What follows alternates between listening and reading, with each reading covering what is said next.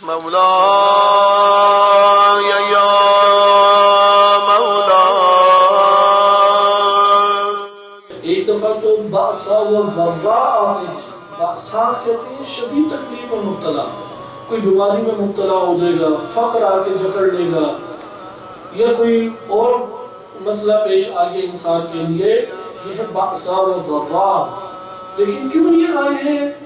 تاکہ لعلہم یتضرعون، کیونکہ اللہ کو یہ بہت پسند ہے کوئی اسے بار بار پکارتا رہے، کوئی اللہ کو بار بار رجوع اللہ کی طرف کرتا رہے، اپنے نفس کے اندر تضرع کرے، یاد کرے، عاجزی دکھائے، تواضع سے پیش آئے اللہ تعالیٰ کے ساتھ، اپنے قلب کے اندر گہرائی میں جھک جائے اللہ کی بارگاہ میں. یہ اللہ کو بہت پسند ہے. اگر کوئی بندہ یہ نہیں کرتا تو پھر اللہ مومن سے محبت کرتا ہے.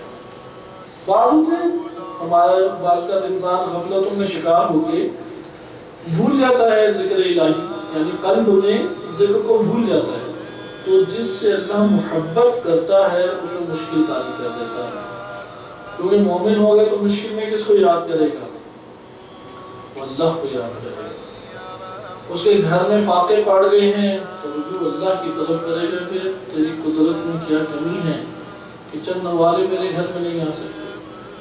وہ رجوع کرے گا اللہ کی طرف کہ تیری رحمت کو میں نے کب دیکھا کہ مجھ سے اٹھ گئی. تو یہ جملات ائمہ علیہ السلام کے کہ سلیقہ اہل بیت سے سیکھیں گے. وہی صراط مستقیم ہے، وہی حبل اللہ ہے، وہی معرفت اللہ کا معدن ہے. وہاں پہ اللہ نے سب معرفت اپنی جمع کر دی ہے. جس نے اہل بیت سے تعلق جوڑ لیا، جتنی مقدار میں سمیٹ سکا معرفت الہی سمیٹ لے گا. جیسے زیارت امیر جامع کبیرہ میں بھی ہے انتم معدن العلم، معدن علم ہو، محال معرفت اللہ.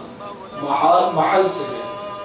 اردو میں محل کہتے ہیں بہت بڑے بڑے گھروں کو، لیکن عربی میں کسے کہتے ہیں؟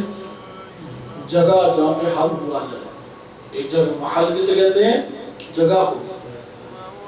محال معرفت اللہ، اللہ کی معرفت کی جگہیں، وہ جگہیں جہاں پہ اللہ نے اپنی معرفت رکھ دی ہے. اب کوئی اس جگہ پہ نہ جائے اور اللہ کی معرفت کے لیے چیختا چلاتا رہے، اسے مل جائے گی معرفت الہی. جائیں اہل بیت علیہ السلام کے پاس، کلام پڑھے امام رضا علیہ السلام کا، سمیٹیں گے معرفت الہی. نہج البلاغہ پڑھے امیر المومنین علیہ السلام کا کلام، معرفت الہی سمیٹیں گے.